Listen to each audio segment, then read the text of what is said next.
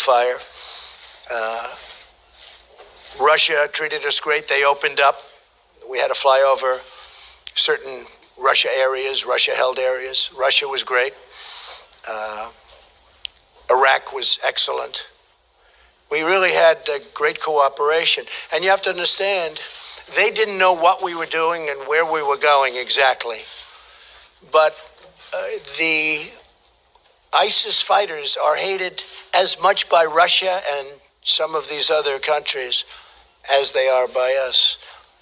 And that's why I say they should start doing a lot of the fighting now, and they'll be able to. I really believe they'll be able to. Yes, Jennifer? Sir, can you say what role the Kurds played in this, just generally? They gave us not a military role at all, but they gave us some information that turned out to be helpful. The Kurds. And can you tell us what the role of Turkey might have been in Iraq? Who? What was the role of Turkey? How did they help? Turkey, we dealt with them. They knew we were going in. We flew over some territory. They were terrific, no problem. They were not problem. You know, they could start shooting, and then we will take them out, but a lot of bad things can happen. Plus, it was a very secret mission. We flew very, very low and very, very fast. But it was a very dangerous part of the mission. Getting in and getting out, too, equal. We went in identical, we took an identical route. We met with gunfire coming in, but it was local gunfire. That gunfire was immediately terminated. These people are amazing. They had the gunfire terminated immediately, meaning they were shot from the airships. I'm trying to understand the timing. You talked earlier, several weeks about pulling troops out, and then troops were put back in, and then, I'm trying to understand the timing of when this operation... Well, I'll tell you, from the first day I came to office, and now we're getting close to 3 years, I would say, where's Al-Baghdadi? I want Al-Baghdadi. And we would kill terrorist leaders, but they were names I never heard of. They were names that weren't recognizable, and they weren't the big names. Some good ones, some important ones, but they weren't the big names. I kept saying, where's Al-Baghdadi? And a couple of weeks ago, they were able to scope him out. These people are very smart. They're not into the use of cell phones anymore. They're very technically brilliant. They use the internet better than almost anybody in the world, perhaps other than Donald Trump. But they use the internet incredibly well. And what they've done with the internet through recruiting and everything, and that's why he died like a dog. He died like a coward. He was whimpering, screaming, and crying. And frankly, I think it's something that should be brought out so that his followers and all of these young kids that want to leave various countries, including the United States, they should see how he died. He didn't die a hero. He died a coward. Crying, whimpering, screaming, and bringing 3 kids with him to die, certain death. And he knew the tunnel had no end. I mean, it was a closed end. They call it a closed end tunnel. Not a good place to be. So this was going on before you made the announcement that you're... I've been looking for him for 3 years. I've been looking for him. I started getting some very positive feedback about a month ago. And we had some incredible intelligence officials that did a great job. That's what they should be focused on. And about what time did this operation start yesterday, sir? And have you notified... Well, this operation started 2 weeks ago in terms of the real operation because we had him scoped. We thought he'd be in a certain location. He was. Things started checking out very well. We were involved on our own team with some brilliant people who I've gotten to know, brilliant people that love our country, highly intelligent people. And we've had it pretty well scoped out for a couple of weeks. But he tends to change immediately. He had a lot of cash. He tends to change like on a dime, where he'll be going to a certain location, all of a sudden he'll go someplace else, and you'll have to cancel. But this was one where we knew he was there, and you can never be 100% sure because you're basing it on technology more than anything else. But we thought he was there, and then we got a confirmation. And when we went in, They were greeted with a lot of firepower, I tell you, these guys, they do a job. They are so brave and so good. And so importantly, many of his people were killed. And we'll announce the exact number over the next 24 hours. But many were killed. We lost nobody. Think of that. It's incredible. And when you told the Russians, requested... Our dog was hurt. Actually, the canine was hurt, went into the tunnel. But we lost nobody. So you requested to the Russians to fly over this area they controlled. What did you tell them? We spoke to the Russians. What did you tell them? We told them we're coming in. Okay. And they said, thank you for telling us. They were very good. But did you tell them why? No. No, they did not know why. Was any other country? We did tell them, we think you're going to be very happy. Because, you know, again, they hate ISIS as much as we do. You know what ISIS has done to Russia. So, no, we did not tell. They did not know the mission, but they knew we were going over an area that they had a lot of firepower. And have you notified the congressional leaders about this, Pelosi? We've notified some. Others are being notified now as I speak. We were going to notify them last night, but we decided not to do that because Washington leaks like I've never seen before. There's no country in the world that leaks like we do. And Washington is a leaking machine. And I told my people we will not notify them until our great people are out. Not just in, but out. I don't want to have them greeted with firepower like you wouldn't believe. So we were able to get in. It was top secret. It was kept. There were no leaks, no nothing. The only people that knew were the few people that I dealt with. And again, Mark Milley and the Joint Chiefs of Staff were incredible. We had some tremendous backup. Robert O'Brien, Secretary Esper, Secretary Pompeo. Pence, I told you, he was great. This is a very small group of people that knew about this. We had very, very few people. A leak could have caused the death of all of them. Now, they're so good that I think nothing was going to stop them anyway. You want to know the truth. That's how good they were. We had them also surrounded by massive air power, up in the air yesterday, surrounded at very high levels. We were very low. We had tremendous air power. And you watched all this from the sit room? Who were you with in the sit room when you watched this? Secretary Esper, a few of the Joint Chiefs, Mark Milley, some generals. We had some very great military people in that room, and we had some great intelligence people. Robert O'Brien. It's really good. Yes. Was the pullout of the U.S. troops in Syria last month strategically tied in with this raid? No, the pullout, right, sure, it's a great question, and you're doing a great job, by the way. Your network is fantastic. They're really doing a great job. Please let them know. No, the pullout had nothing to do with this. In fact, we found this out at a similar time. It's a very good question because we found this out at a similar time. No, we're after these leaders, and we have others in sight, very bad ones, but this was the big one. This is the biggest one, perhaps, that we've ever captured, because this is the one that built ISIS and beyond, and was looking to rebuild it again. Very, very strongly looking to build it again.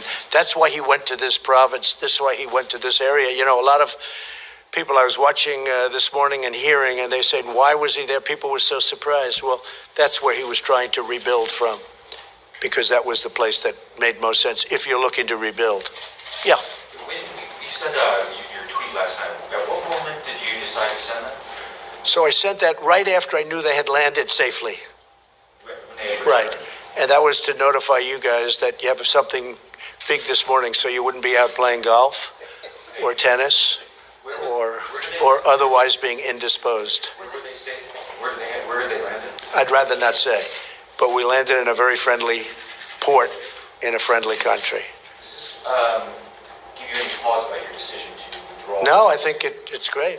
Look, we don't want to keep soldiers between Syria and Turkey for the next 200 years. They've been fighting for hundreds of years. We're out. But we are leaving soldiers to secure the oil. Now, we may have to fight for the oil. That's okay. Maybe somebody else wants the oil, in which case they have a hell of a fight. But there's massive amounts of oil, and we're securing it for a couple of reasons. Number one, it stops ISIS, because ISIS got tremendous wealth from that oil. We have taken it. It's secured. Number two, and again, somebody else may claim it, but either we'll negotiate a deal with whoever's claiming it, if we think it's fair, or we will militarily stop them very quickly. We have tremendous power in that part of the world. We have, the airport is right nearby. A very big, very monstrous, very powerful airport, and very expensive airport that was built years ago. We're in that Middle East now for $8 trillion. So we don't want to be keeping Syria and Turkey. They're going to have to make their own decision. The Kurds have worked along incredibly with us, but in all fairness, it was much easier dealing with the Kurds after they went through 3 days of fighting, because that was a brutal 3 days. And we would have said to the Kurds, hey, do you mind moving over 7 miles? Because, they were in the middle mostly. So you have 7 or 8 miles. Could you mind moving over? Because I have to say, Turkey has taken tremendous deaths from that part of the world. We call it a safe zone, but it was anything but a safe zone. Turkey has lost thousands and thousands of people from that safe zone. So they've always wanted that safe zone for many years. I'm glad I was able to help them get it. But we don't want to be there. We want to be home. I want our soldiers home or fighting something that's meaningful. I'll tell you who loves us being there. Russia and China. Because while they build their military, we're depleting our military there. So Russia loves us being there. Now, Russia likes us being there for 2 reasons. Because we kill ISIS, we kill terrorists, and they're very close to Russia. We're 8,000 miles away. Now, maybe they can get here, but we've done very well with Homeland Security and the ban, which, by the way, is approved by the United States Supreme Court, as you know. There was a reporter that said we lost the case, and he was right in the early court. He didn't want to say, just refused to say that we won the case in the Supreme Court. So, but we have a very effective ban, and it's very hard for people to come to our country. But it's many thousands of miles away, whereas Russia's right there, Turkey's right there, Syria is there. They're all right there. Excuse me. Iran is right there. Iraq is right there. They all hate ISIS. So we don't, in theory, they should do something. And I'll give you something else. The European nations have been a tremendous disappointment. Because I personally called, but my people called a lot. Take your ISIS fighters. And they didn't want them. They said, we don't want them. They came from France, they came from Germany, they came from the UK, they came from a lot of countries. And I actually said to them, you don't take them, I'm going to drop them right on your border, and you can have fun capturing them again. But the United States taxpayer is not going to pay for the next 50 years. You see what Guantanamo costs. We're not going to pay tens of billions of dollars because we were good enough to capture people that want to go back to Germany, France, UK, and other parts of Europe. And they can walk back. They can't walk to our country. We have lots of water in between our country and them. So, yeah, go. You mentioned that you've gotten to know some brilliant people along this process who really help provide information and advice along the way. Is there anyone in particular, or would you like to give anyone credit for getting to this point today? Well, I would, but if I mention one, I have to mention so many. I spoke to Senator Richard Burr this morning, and as you know, he's very involved with intelligence and the committee, and he's a great gentleman. I spoke with Lindsey Graham just a little while ago. In fact, Lindsey Graham is right over here, and he's been very much involved in this subject, and he's a very strong hawk. But I think Lindsey agrees with what we're doing now. And again, there are plenty of other countries that can help them patrol. I don't want to leave 1,000 or 2,000 or 3,000 soldiers on the border. But where Lindsey and I totally agree is the oil. The oil is, so valuable for many reasons. It fueled ISIS, number one. Number two, it helps the Kurds, because it's basically been taken away from the Kurds. They were able to live with that oil. And number three, it can help us, because we should be able to take some also. And what I intend to do, perhaps, is make a deal with an ExxonMobil or one of our great companies to go in there and do it properly. Right now, it's not big. It's big oil underground, but it's not big oil up top. Much of the machinery has been shot and dead. It's been through wars, but and spread out the wealth. But no, we're protecting the oil. We're securing the oil. Now, that doesn't mean we don't make a deal at some point, but I don't want to be, they're fighting for 1,000 years, they're fighting for centuries. I want to bring our soldiers back home, but I do want to secure the oil. If you read about the history of Donald Trump, I was a civilian. I had absolutely nothing to do with going into Iraq, and I was totally against it. But I always used to say, if they're going to go in, nobody cared that much, but it got written about. If they're going to go in, I'm sure you've heard the statement, because I made it more than any human being alive. If they're going into Iraq, keep the oil. They never did. They never did. I know Lindsey Graham had a bill where basically we would have been paid back for all of the billions of dollars that we've spent. Many, many billions of dollars.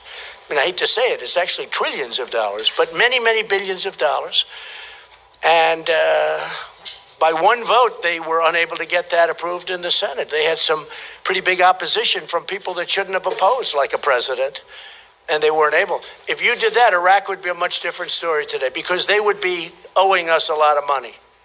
They would be treating us much differently. But I will say Iraq was very good with respect to the raid last night. Sir, just to pin down the timing a little bit better here, you got back to the White House around 4:30 yesterday afternoon. Did you immediately go to the situation? Well, I knew all about this for 3 days. Yes, sir. Yeah, we thought for 3 days this is what was going to happen. It was actually, look, nobody was even hurt.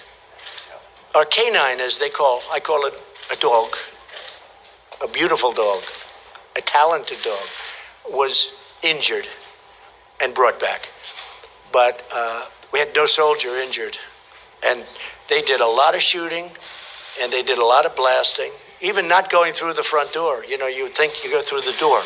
If you're a normal person, you say, knock, knock, may I come in? The fact is that they blasted their way into the house in a very heavy wall, and it took them literally seconds. By the time those things went off, they had a beautiful big hole, and they ran in, and they got everybody by surprise. Unbelievably brilliant as fighters. I can't imagine there could be anybody better. And these, as you know, are our top operations people. And Baghdadi apparently had been in bad health for some time. Was there any indication of that? Well, we don't know that, but he was the last one out, and his people had either been killed, which there were many, or gave up and came out, because with the 11 children that came out, we were able to do that. We don't know if they were his children. They might have been. But as I said, 3 died in the tunnel. And the tunnel collapsed with the explosion. But you had other fighters coming out also. And they're being brought back. They're right now, we have them imprisoned. I was going to ask whose children they were, but do you remember what time you went into the Situation Room? Well, I started at 5 o'clock. We were pretty much gathered at 5 o'clock yesterday. We were in contact all day long through hopefully secure phones. I'll let you know tomorrow, but nothing seemed to leak, so I guess they were secure for a change. But we gathered more or less at 5. The attack started moments after that. The liftoff started moments after that. Again, the element of attack that they were most afraid of was getting from our base into that compound, because there's tremendous firepower that we were, flying over. And I won't go into it, but you had a very big Russian presence in one area. You had a Turkish presence. You had a Syrian presence.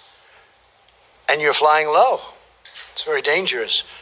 And there were shots made, but we think these were people that were shooting, that were indiscriminately shooting. The helicopters took some shots, but we think that these were people that were just random people that don't like to see helicopters, I guess. Was there any kind of DNA test done? So that's another part of the genius of these people. They have his DNA. more of it than they want even. And they brought it with them, with lab technicians who were with them. And they assumed that this was Baghdadi. They thought visually it was him, but they assumed it was him, and they did an on-site test. They got samples. And to get to his body, they had to remove a lot of debris because the tunnel had collapsed, but these people are very good at that.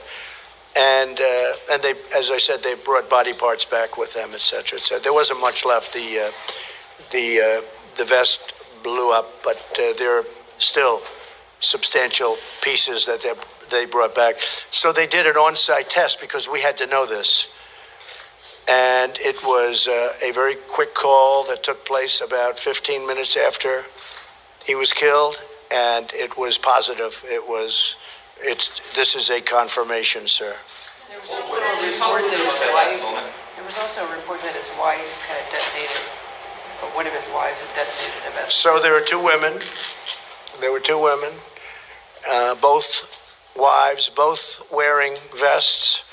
They had not detonated, but the fact that they were dead and they had vests on made it very difficult for our men, because they had vests on, and it made it very difficult for our men, because you never know what's going to happen. They're lying, they're dead, they never detonated, but they were dead. On the successor, the possible successors, have you been briefed on who? Yeah, we know the successors, and we've already got them in our sights, and we'll tell you that right now, but we know the successors. Hamza bin Laden was a big thing, but this is the biggest there is. This is the worst ever. Osama bin Laden was very big, but Osama bin Laden became big with the World Trade Center. This is a man who built a whole, as he would like to call it, a country, a caliphate, and was trying to do it again. And I had not heard too much about his health. I've heard stories about he may not have been in good health, but he died in a ruthless, vicious manner, that I can tell you. Prisoners taken, sir? Were there any adults taken? Yes, we have people that were taken. We have many of the people died on the site, but we have people that were taken, yes. And the children, we left them under care of somebody that we understand. How many, or people 11 children. 11 children. How many adults? I'd rather not say. I'd leave that to the generals. But a small group. More dead than alive. Which operating teams were involved? Which special operations teams were involved? Many of them. And at the top level. And people that were truly incredible at their craft. I've never seen anything like it. And were there, as far as partnerships goes, were there any other forces involved, or was this only American forces? No, only American forces. Did the U.S. Only American forces, but we were given great cooperation. Did the U.S. rely We on- told the Russians we're coming in because we had to go over them.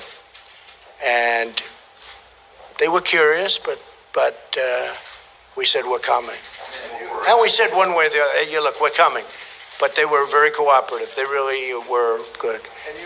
And we did say it would be a mission that they'd like, too, because, again, they hate ISIS as much as we do. Sure, and then for intel purposes, was there any foreign intel that proved useful along the way in this operation? So we had our own intel.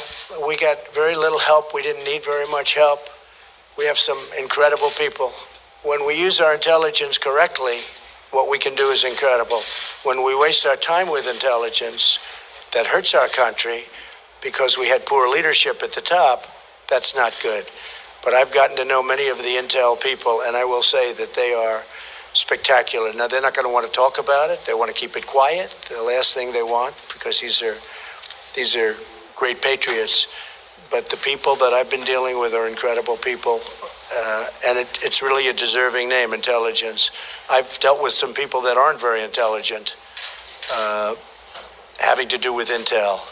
But this is the top people, and it was incredible. It was flawless, and it was very complicated. But so I do appreciate Russia, Turkey, Iraq, and Syria to an extent, because, we're flying into Syria. A lot of Syrian people with lots of guns. So we had good cover for probably the most dangerous part. It would not sound to, when you fly in, it doesn't sound like that would be the most dangerous when you're going into shooting nests and all of the things that happened once they broke into that pretty powerful compound. That was a very strong compound. And as I said, had tunnels.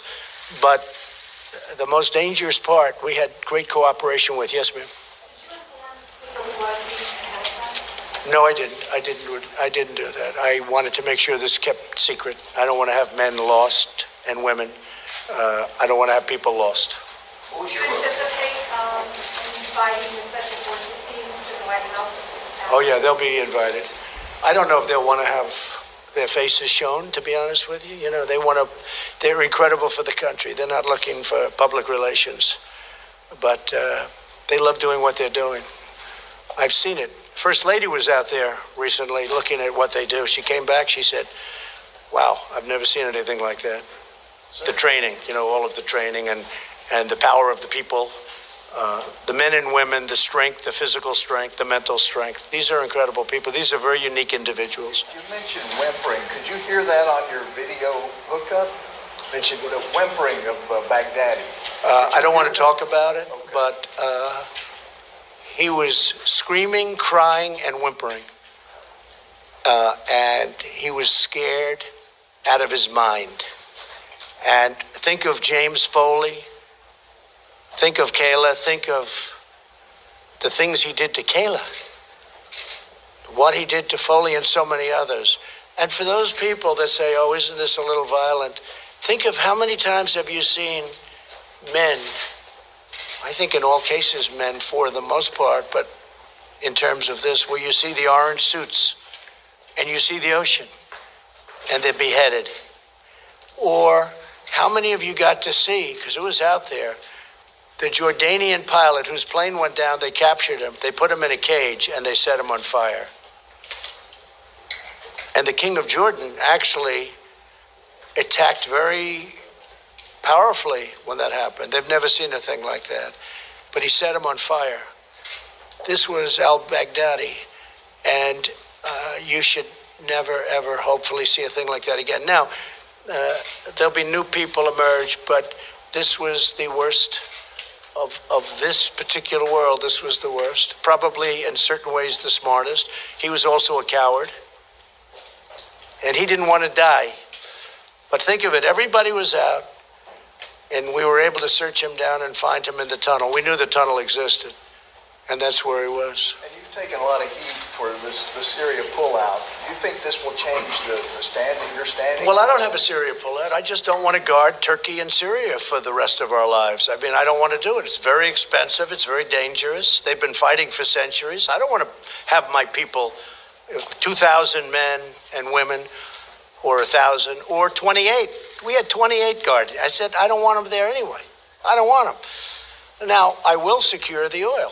That happens to be in a certain part, but that's tremendous money involved. I would love to, the oil in, I'll tell you a story in Iraq. So President Bush went in. I strongly disagreed with it, even though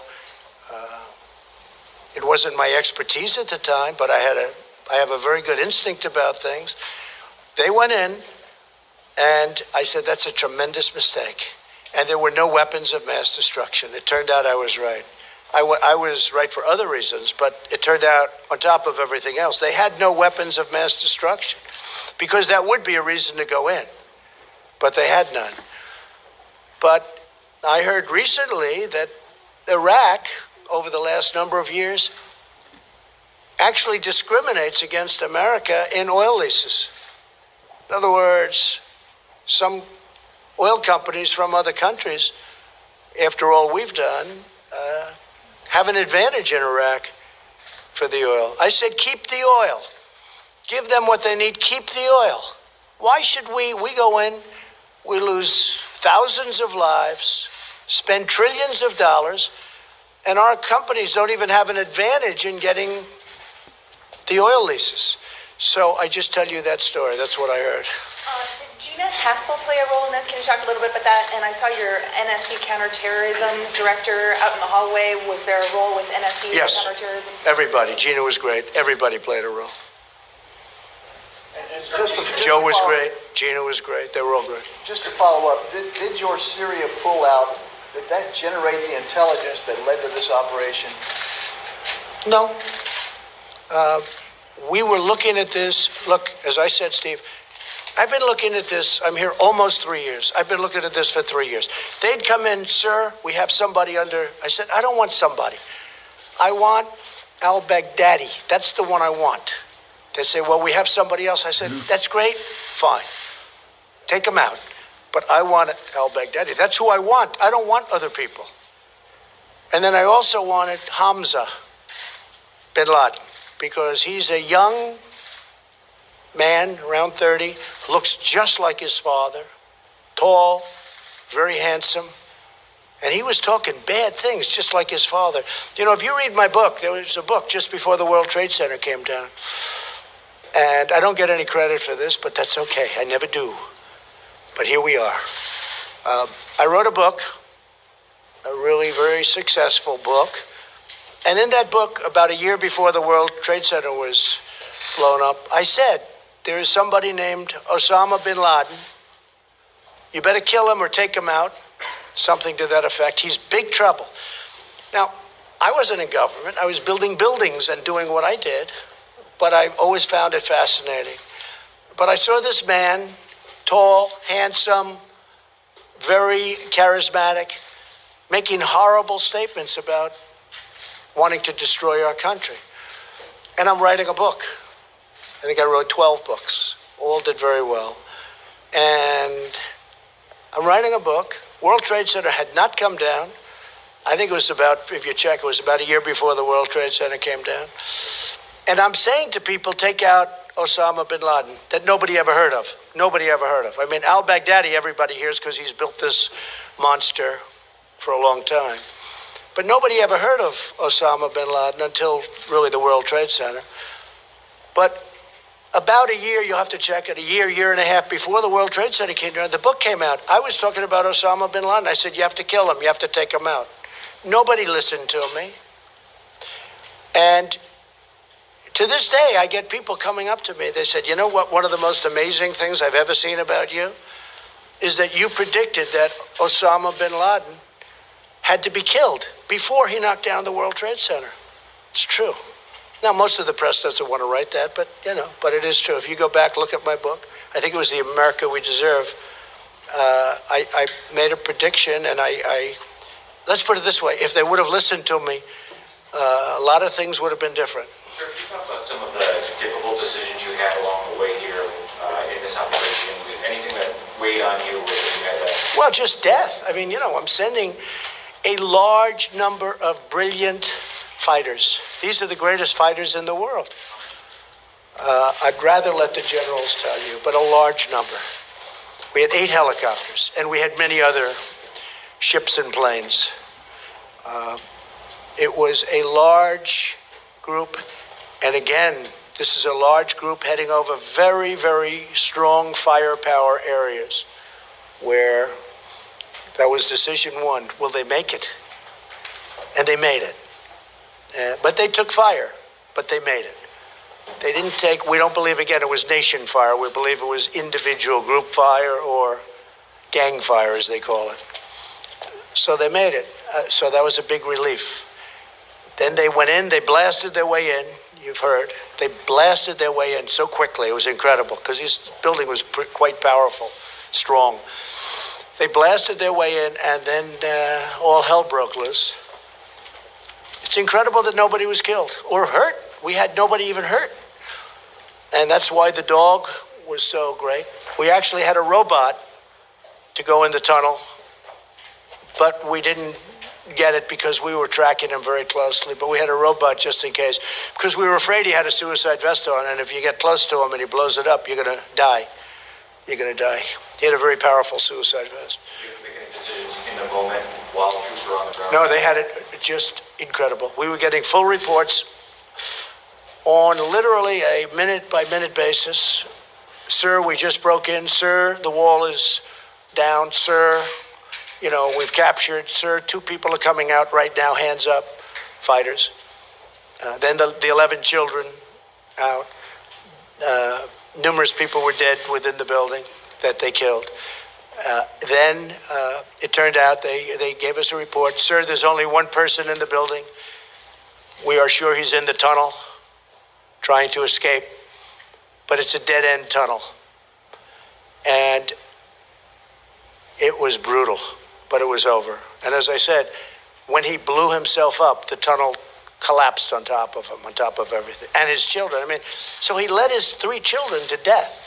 So, In the tunnel, that's when the robot followed him into that. The robot was set to, but we didn't hook it up because they were moving too fast. We were moving fast.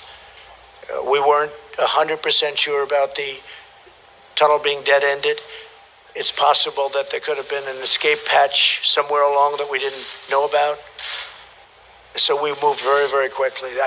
These people, they were moving, they were chasing, yeah. They were chasing. But again, because of suicide vest, you can't get too close. Again, one of the reasons with the wives is if they have a suicide vest, you have to be very, very careful.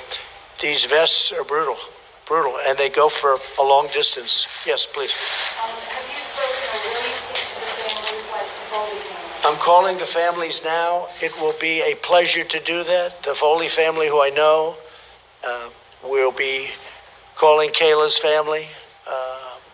What he did to her was incredible. It's a well-known story, and I'm not going to say it, but you know that. He kept her in captivity for a long period of time. He kept her in his captivity, his personal captivity. She was a beautiful woman, beautiful young woman. Helped people. She was there to help people. And he saw her, and he thought she was beautiful. And he brought her into captivity for a long period of time, and then he killed her. He was an animal, and he was a gutless animal. Thank you all very much. I appreciate it. It's a very great day for our country. Thank you.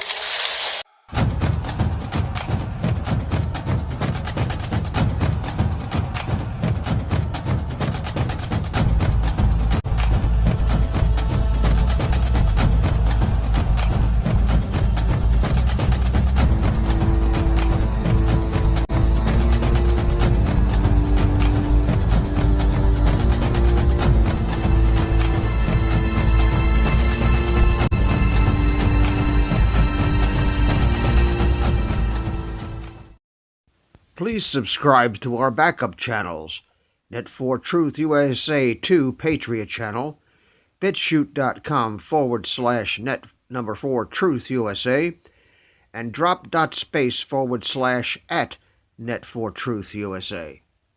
We fly so close to the target, we are on our 5th fighter jet.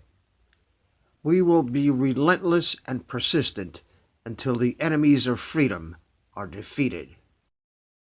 You can support this channel by using the links in the description, but for a $100 donation, I will personally send you a autographed hardcover special edition copy of Land of Childhood's Fears.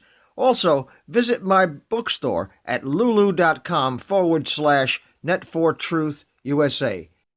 If you are viewing this video on BitChute, you can use the links in the description to support us, or simply click the green $ dot on our video to support this channel. Thank you. Links are in the description section.